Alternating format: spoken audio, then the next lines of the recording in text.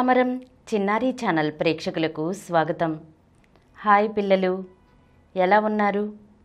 నేను మీకు ప్రతి ఎపిసోడ్లను చెప్తున్నట్లుగానే ఈరోజు ఎపిసోడ్లో కూడా మరో మంచి నీతి కథ గురించి చెప్తాను. సరేనా? కథను జాగ్రత్తగా వినండి. అందులో ఉన్నటువంటి నీతిని గురించి తెలుసుకోండి. అనగనగా శ్రీరంగపురం అనే ఊళ్ళో సాంబయ్య కుటుంబం ఉండేది పిల్లలు. ఆ కుటుంబంలో సాంబయ్య భార్య శాంతమ్మ, కొడుకు రాజయ్య, కోడలు లత ఉండేవాళ్ళు. రాజయ్యకు ఒక కూతురు ఉండేది. తన పేరు సౌమ్య. రాజయ్య భార్య లతకు అత్తగారు మామగారు ఇంట్లో ఉండటం అస్సలు ఇష్టం ఉండేది కాదనమాట. ఏదో ఒక సాకుతో అత్తగారిని మామగారిని ఇంట్లో నుండి పంపించేయాలి అని అనుకుంటూ ఉంటుంది. దానికోసం ఏం చెయ్యాలా అని చెప్పి నిరంతరం ఆలోచిస్తూనే ఉండేది పిల్లలు. ఒకరోజు లత భర్తతో, ఏమండి, మీతో ఒక విషయం మాట్లాడదామనుకుంటున్నాను అంటుంది. అప్పుడు రాజయ్య ఏంటి అని అడుగుతాడు. దానికి లత, ఏమండి, మనది చిన్న ఇల్లు కదా, అంతేకాకుండా రోజు రోజుకి ఖర్చులు కూడా పెరిగిపోతున్నాయి, వచ్చే ఆదాయం తక్కువ, ఇంకా ఈ సంవత్సరం నుండి సౌమ్యని కూడా స్కూల్లో జాయిన్ చేయాలి కదా, అందుకని మీ అమ్మా నాన్నని ఏదైనా వృద్ధాశ్రమంలో చేర్పించండి, మనకి కూడా ఖర్చులు తగ్గుతాయి, ఇంకా వాళ్ళకి అక్కడ కాలక్షేపం కూడా బాగా అవుతుంది, ఎందుకంటే వృద్ధాశ్రమంలో వాళ్ళలాగానే చాలామంది అక్కడ ఉంటారు కదా అంటుంది. అప్పుడు రాజయ్య భార్యతో, నువ్వు మాట్లాడేది తప్పు అని చెప్పకుండా, నేను అదే అనుకుంటున్నాను లత, కానీ అమ్మా నాన్నలు ఏమనుకుంటారో అని చెప్పి అంటాడనమాట. దానికి లత చాలా తెలివిగా, ఏమీ అనర్లేండి, ముందు వెళ్ళి చెప్పండి, అప్పుడప్పుడు మిమ్మల్ని చూసి వెళ్తామని చెప్పండి అంటుంది. సరేనని చెప్పి రాజయ్య తండ్రి దగ్గరికి వెళ్ళి, నాన్న, మీకు ఇక్కడ కాలక్షేపం లేదు కదా అంటాడు. దానికి సాంబయ్య, ఎందుకు కాలక్షేపం అవడం లేదురా, నా మనవరాలు ఉంది కదా, దాంతో ఆడేసరికే నాకు సమయం కూడా తెలియట్లేదు అంటాడు. అప్పుడు రాజయ్య తండ్రితో, ఈ సంవత్సరం దాన్ని స్కూల్లో చేర్పిస్తాను నాన్న, పొద్దుటే వెళ్తే సాయంత్రానికి గాను ఇంటికి రాదు, ఈలోపు మీకు బాగా బోర్ కొడుతుంది అంటాడు. దానికి తండ్రి, అయితే ఇప్పుడు ఏం చేయమంటావురా అంటాడు. అప్పుడు రాజయ్య తండ్రితో, నాన్న, మీకు ఒకటి చెప్తాను, బాధపడరు కదా అంటాడు. అప్పుడు సాంబయ్య, అదేంటో చెప్పరా అని అంటాడు. దానికి రాజయ్య, నాన్న, నిన్ను అమ్మని వృద్ధాశ్రమంలో చేర్పించాలనుకుంటున్నాం, నేను మీ కోడలు, ఏమంటావు అంటాడు. అప్పుడు సాంబయ్య కొడుకుతో, మంచి ఆలోచనరా, నేనే నిన్ను అడుగుదామనుకుంటున్నాను, నువ్వే అడిగావు అంటాడు. దానికి రాజయ్య, చాలా సంతోషం నాన్న, రేపే మిమ్మల్ని వృద్ధాశ్రమంలో దిగబెడతాను, అన్నీ సర్దుకోండి అని చెప్పి అక్కడి నుండి వెళ్ళిపోతాడు పిల్లలు. కొడుకు వెళ్ళిన తర్వాత శాంతమ్మ భర్తతో, అదేంటండి, వాడికి అలా చెప్పారు, మనమేంటి వృద్ధాశ్రమానికి వెళ్ళడమేంటి, అసలు మనమలా అనుకోలేదు కదండి అంటుంది. దానికి సాంబయ్య, అవును నిజమే, కానీ వాడికి మనల్ని ఇంట్లో నుండి పంపించేయాలన్న ఆలోచన వచ్చింది, వాడికి ఆ ఆలోచన వచ్చాక అది ఇంకా మారదు, ఇప్పుడు మనం వెళ్ళం అంటే వాడు బాధపడతాడు అంటాడు. దానికి శాంతమ్మ, మీరు ఇంత ధైర్యంగా ఉంటారు కదా, మరి కళ్ళల్లో నీళ్ళెందుకు తిరుగుతున్నాయండి అంటుంది. అప్పుడు సాంబయ్య భార్యతో, కష్టపడి ఈ ఇల్లు కట్టించాను శాంత, కష్టపడి రాజయ్యను పెంచాం, వాడేదైనా మంచి ఉద్యోగం సంపాదించాక మనల్ని బాగా చూసుకుంటాడన్న నమ్మకంతో ఉన్నాను ఇన్ని రోజులు, ఇప్పుడు వాడు ఇలా చేస్తాడని అనుకోలేదు అంటాడు. దానికి శాంతమ్మ, బాధపడకండి, వాడికి మనల్ని వృద్ధాశ్రమంలో చేర్పించాలన్న ఆలోచన వచ్చాక మనం ఇక్కడ ఉండడం వృధా అండి, వాడు చెప్పినట్లే వృద్ధాశ్రమానికి వెళ్ళిపోదామండి అంటుంది. ఇక మరుసటి రోజు రాజయ్య తల్లిదండ్రులతో, అమ్మా నాన్న, అన్నీ సర్దుకున్నారా, బయలుదేరదామా అంటాడు. అప్పుడు సాంబయ్య, అన్నీ సర్దుకున్నాంరా, పదింకా అంటారు. అలా కొడుకు కోడలు అత్తగారిని మామగారిని వృద్ధాశ్రమం వరకు తీసుకెళ్తారు. అక్కడికి వచ్చిన తర్వాత రాజయ్య తండ్రితో, నాన్న, ఈ వృద్ధాశ్రమం నడుపుతున్న వ్యక్తితో నేను నిన్ననే మాట్లాడాను. ఇంకా మీరు నిశ్చింతగా లోపలికి వెళ్ళండి. నేను, లత, మీ మనవరాలు వచ్చే వారం వచ్చి మిమ్మల్ని కలిసి వెళ్తామంటాడు. అప్పుడు సాంబయ్య, అదేంట్రా, లోపలికి రావా అంటాడు. దానికి రాజయ్య, ఇంకెందుకు నాన్న, అతనితో అన్నీ మాట్లాడాను కదా, ఇంకా లోపలికొచ్చి నేనేం చేస్తాను అని అంటాడనమాట. దానికి సాంబయ్య, నాకెందుకో భయంగా ఉందిరా అంటాడు. అప్పుడు రాజయ్య, వింతగా మాట్లాడకండి నాన్న, మీరేమైనా చిన్నపిల్లోడా భయపడటానికి? వాళ్ళు 3 పూటలా భోజనం పెడతారు, తిని చక్కగా ఉండండి అంటాడు. అప్పుడు సాంబయ్య, సరే బాబు, వెళ్ళిరండి అంటాడు. ఇక అక్కడి నుండి రాజయ్య, లత వెళ్ళిపోతారు పిల్లలు. రాజయ్య వెళ్ళిపోయాక శాంతమ్మ భర్తతో, ఎందుకండి కన్నీళ్లు పెట్టుకుంటున్నారు? ఇలాంటి కొడుకుని కన్నందుకు మనం బాధపడాలి అంటుంది. అప్పుడు సాంబయ్య, చాచా అలా మాట్లాడకు, నా కొడుకు బంగారం. ఏదో కోడలు చెప్పిన మాటలు విని మనల్ని ఇక్కడ చేర్పించాడు.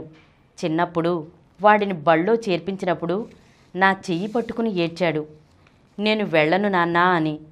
అప్పుడు వాడు ఏడుస్తుంటే నా కళ్ళలో నీళ్లు తిరిగాయి. కానీ వాడి భవిష్యత్తు బాగుంటుందని నన్ను నేను సర్ది చెప్పుకుని వాణ్ణి బళ్ళో దిగబెట్టి వెనక్కి చూడకుండా ఇంటికొచ్చేశాను అంటాడు. దానికి శాంతమ్మ, అవునండి అని అంటుంది. ఇక సాంబయ్య భార్యతో, సరే పద, లోపలికి వెళ్దామంటాడు. కొన్ని రోజులకు సాంబయ్య, శాంతమ్మ వృద్ధాశ్రమంలో అలవాటు పడతారు. వాళ్ళకి అక్కడ అందరూ స్నేహితులవుతారు. అదే వృద్ధాశ్రమంలో ఉంటున్న భీమయ్యతో సాంబయ్య అంటాడనమాట ఒకరోజు, ఏంటి భీమయ్య, 2 రోజుల నుండి ఎదురు చూస్తున్నావు అంటాడు. దానికి భీమయ్య, నా కొడుకును చూసి చాలా రోజులైంది, వాడొస్తాడని ఎదురు చూస్తున్నా అంటాడు. అప్పుడు సాంబయ్య, అవునా, నా కొడుకును కూడా చూడాలని ఉంది, కానీ వాడు ఇంకా రాలేదు అని అంటాడనమాట. అప్పుడు ఆ వృద్ధాశ్రమంలోనే ఉంటున్న ఇంకో వ్యక్తి సాంబయ్యతో, మనం ఎదురు చూడటం తప్పించి వాళ్ళు మన దగ్గరికి రారు అంటాడు. అప్పుడు సాంబయ్య, అదేంటి అలా అంటున్నావు? అదేం లేదులే అంటాడు. అప్పుడు ఆ వ్యక్తి, అవునా, అయితే నీ కొడుకు నిన్ను దిగబెట్టి ఎన్ని రోజులవుతుంది అంటాడు. 1 నెల రోజులవుతుంది అంటాడు సాంబయ్య. అప్పుడు ఆ వ్యక్తి, ఇక్కడే నీకు అర్థమవడం లేదా? వాళ్ళు మనల్ని చూడాలనుకుంటే ఇంట్లో ఉంచి చూసుకునేవారు, కానీ ఇలా వృద్ధాశ్రమంలో వదిలేశారంటే దానికి అర్థమేంటి అంటాడు. అప్పుడు సాంబయ్య, నువ్వన్నది నిజమే, కానీ ఎందుకిలా వాళ్ళు మారిపోతారు అంటాడు. అప్పుడు ఆ వ్యక్తి, ఇదే లోకం తీరు సాంబయ్య, మన బ్రతుకుల్ని ఇలా రోడ్డు మీదకి విసిరేసింది ఎవరో కాదు, మనం కనీ పెంచిన మన కొడుకులు. వాళ్ళ కాళ్ళ మీద వాళ్ళు నిలబడిన తర్వాత మన కష్టం వాళ్ళకి అర్థం కాదు, మనం పడిన కష్టమంతా మర్చిపోతారు అంటాడు. ఇది ఇలా ఉండగా ఒకరోజు రాజయ్య కూతురు సౌమ్య రాజయ్యతో, నాన్న, నానమ్మ తాతయ్యను చూడాలని ఉంది అని బాగా పేచి పెడుతుందన్నమాట. అప్పుడు రాజయ్య కూతురుతో, సరే, రేపు నిన్నక్కడికి తీసుకెళ్తాను అంటాడు. ఇంతలో రాజయ్య ఇంటికి వాళ్ళ స్నేహితుడు సోమయ్య వస్తాడు పిల్లలు. వచ్చి కుశల ప్రశ్నలు అడుగుతాడనమాట. అడిగిన తర్వాత వాళ్ళ అమ్మా నాన్నల గురించి కూడా అడుగుతాడు. అప్పుడు రాజయ్య, అమ్మా నాన్నలు ఇప్పుడు ఇంట్లో ఉండడం లేదురా అంటాడు. దానికి సోమయ్య, అవునా, మరి వాళ్ళు ఇప్పుడు ఎక్కడ ఉంటున్నారు అంటాడు. దానికి రాజయ్య, వాళ్ళు ఇప్పుడు వృద్ధాశ్రమంలో ఉంటున్నారు అంటాడు. దానికి సోమయ్య, అదేంట్రా, నువ్వుండగా వాళ్ళు వృద్ధాశ్రమంలో ఉండటమేంటి అంటాడు. అప్పుడు రాజయ్య, ఇంట్లో ఖర్చులు బాగా పెరిగిపోతున్నాయిరా, అందుకని చెప్పేసి అక్కడ ఉంటే నాకు కొంత ఖర్చు తగ్గుతుందని వాళ్లను వృద్ధాశ్రమంలో చేర్పించాను అంటాడు. దానికి సోమయ్య రాజయ్యతో, నీకసలు బుద్ధుందేరా, నువ్వేం చేస్తున్నావో అసలు నీకు అర్థమవుతోందా? మీ నాన్న నిన్ను ఎంత కష్టపడి పెంచాడో నీకసలు గుర్తుందా అంటాడు. దానికి రాజయ్య, నేనేమీ కావాలని చేర్పించలేదు, వాళ్ళ ఖర్చులు భరించలేక అక్కడ చేర్పించాను అంటాడు. దానికి సోమయ్య, మీ నాన్న నిన్ను పెంచలేనని చెప్పి నిన్ను వదిలేయలేదు కదరా. మీ నాన్న పడిన కష్టం నువ్వు మర్చిపోయావేమో కానీ నేను మర్చిపోలేదు. చిన్నప్పటి నుంచి చూస్తున్నాను కదా మీ నాన్నగారిని. మీ నాన్నగారి ఆరోగ్యం సహకరించకపోయినా నీ కోసం పనికి వెళ్ళి సంపాదించుకొచ్చేవారు. 4 డబ్బులు సంపాదిస్తే నీ చదువుకొస్తుందని కష్టపడి పనిచేసి నిన్నీ స్థాయికి తీసుకొస్తే ఈరోజు నువ్వేం చేశావు? ఈ వయసులో వాళ్ళని వృద్ధాశ్రమంలో చేర్పించి వాళ్ళని బాధ పెట్టావు. వృద్ధులు చిన్నపిల్లలతో సమానం. చిన్నపిల్లల్ని ఎంత జాగ్రత్తగా చూసుకుంటామో తల్లిదండ్రులను కూడా అలాగే జాగ్రత్తగా చూసుకోవాలి. ఆస్తులు పోతే మళ్ళీ తిరిగి సంపాదించుకోవచ్చు, కానీ తల్లిదండ్రులను కోల్పోతే తిరిగి సంపాదించుకోలేము. నువ్వే కాదు, ఈ ప్రపంచంలో చాలామంది తల్లిదండ్రులను వృద్ధాశ్రమంలో చేర్పించి బాధ పెడుతున్నారు అంటాడు. ఆ మాటలు విన్నటువంటి రాజయ్యకు చాలా సిగ్గేస్తుందన్నమాట. నన్ను క్షమించరా, రేపే వెళ్ళి అమ్మా నాన్నలను ఇంటికి తీసుకొస్తాను అంటాడు. దానికి సోమయ్య, నిన్ను క్షమించవలసింది నేను కాదురా, మీ అమ్మా నాన్నలు. ముందు వెళ్ళి వాళ్ళకి క్షమాపణలు చెప్పి ఇంటికి తీసురా అని చెప్పి అక్కడి నుండి వెళ్ళిపోతాడు. ఇక ఆ మరుసటి రోజు రాజయ్య వృద్ధాశ్రమానికి బయలుదేరి వెళ్ళి, అమ్మా నాన్న నన్ను క్షమించండి, మీరు నా కోసం పడ్డ కష్టమంతా మర్చిపోయి మిమ్మల్ని ఇక్కడ చేర్పించాను అని చాలా బాధపడతాడు. దానికి సాంబయ్య, నీ మీద ఎప్పుడూ మాకు కోపం లేదు బాబు, కానీ నువ్వు మమ్మల్ని అర్థం చేసుకుని మళ్ళీ తిరిగి వచ్చావు చూడు, ఇప్పుడు మాకు చాలా సంతోషంగా ఉంది అంటాడు. అప్పుడు రాజయ్య, నాన్న ఇక నుండి మిమ్మల్ని బాగా చూసుకుంటాను.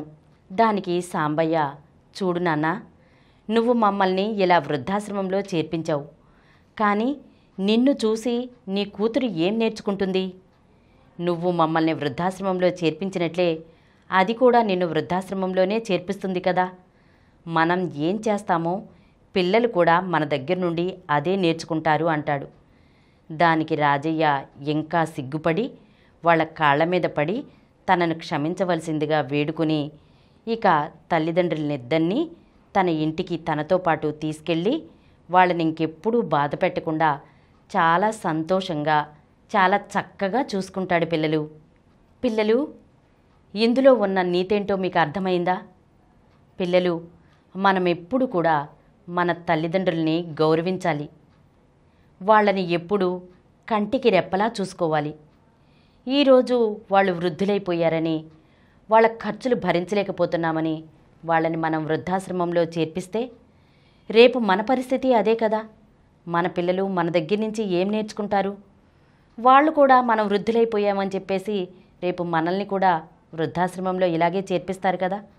అప్పుడు మనం ఎంత బాధపడతాము? అప్పుడు అర్థమవుతుంది వాళ్ళు పడిన బాధ ఏంటో.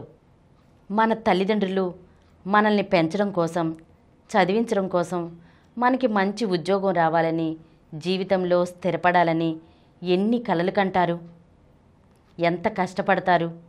వృద్ధాప్యంలో తల్లిదండ్రుల్ని పసిపిల్లల్లా చూసుకోవాలి పిల్లలు. అదే మనం వాళ్ళకిచ్చే గౌరవం. ఇలాంటి మరొక చక్కని నీతి కథతో వచ్చే ఎపిసోడ్లో కలుసుకుందాం.